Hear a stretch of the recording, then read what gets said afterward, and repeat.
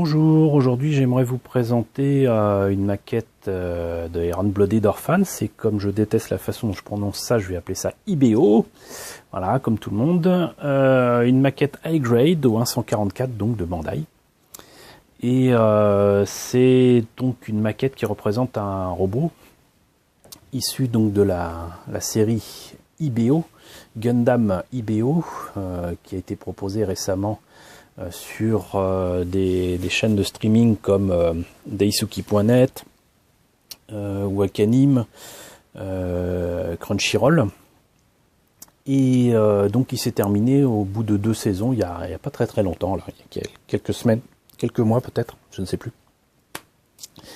Et donc là il s'agit d'un mecha relativement récent, qui est sorti là cette année en 2017 et qui présente un mecha qu'on voit pratiquement à la fin de la série, à la fin de la deuxième saison.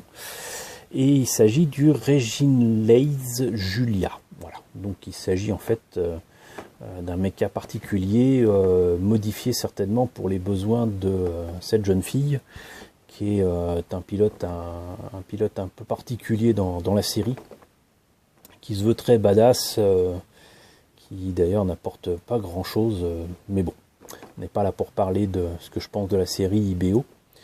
Le fait est que je n'aime pas trop la série, mais les mechas dedans sont pas si mal, et surtout les maquettes m'ont beaucoup impressionné par leur qualité, par leur prix modique, par la qualité d'articulation, la qualité des poses qu'on peut obtenir avec les mechas qui sont proposés par Bandai.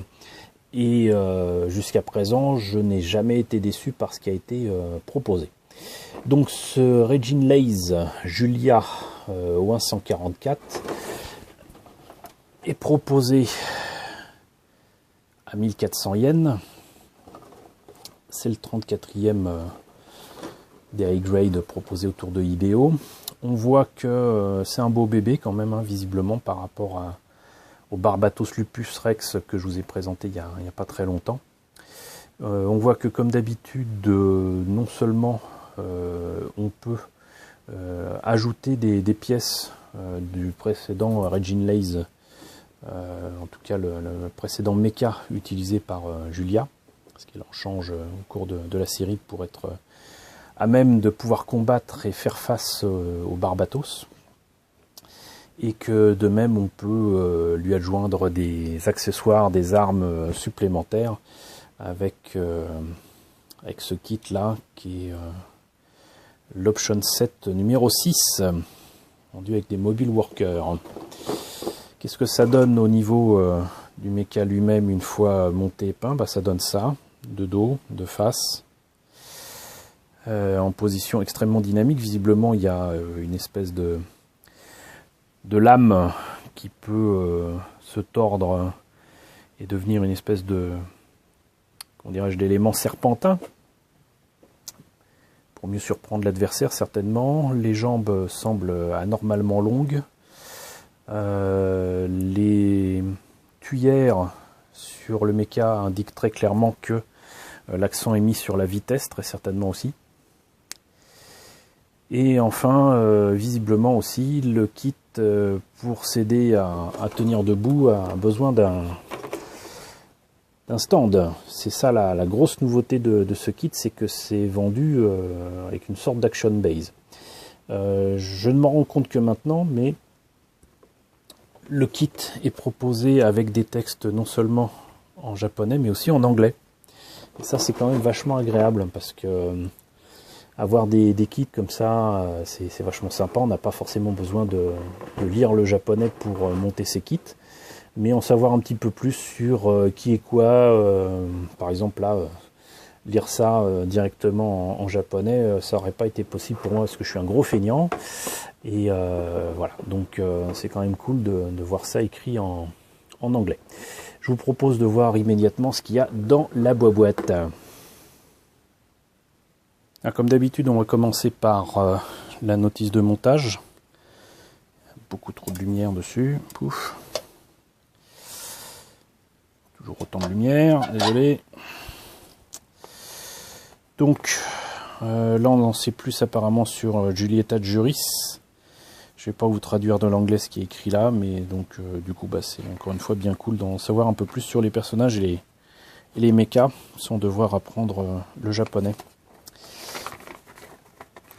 On a pratiquement les mêmes illustrations que sur la boîte ici. Pour les petites pièces que j'aime à récupérer, visiblement il y a quand même pas mal de X partout là.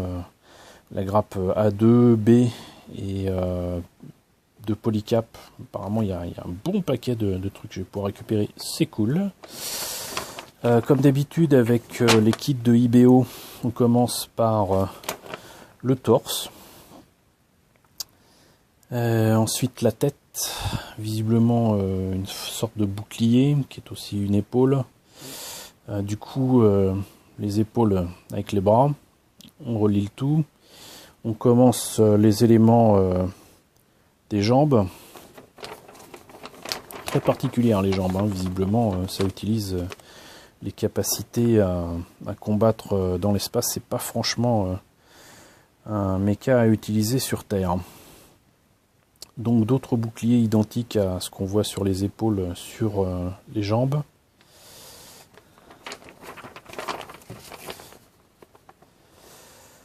Le bassin, avec beaucoup de tuyères partout.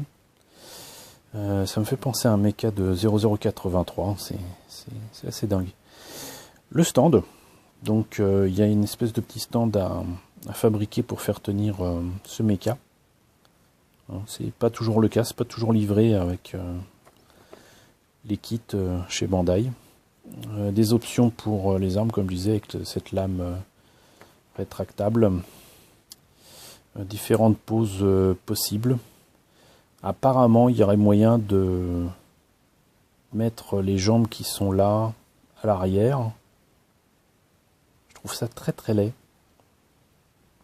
Mais parce que là, autant c'est gracieux, c'est intéressant, c'est original. Autant là, ça ressemble à rien. Mais bon. Là aussi, ça me fait penser à un mecha Double Zeta Gundam où en fait, une partie des membres et je crois les pieds en fait tenaient avec des espèces de crochets. Ils pouvaient s'enlever. Donc voilà, ça c'est pour la notice de montage. On a une toute petite planche d'autocollant.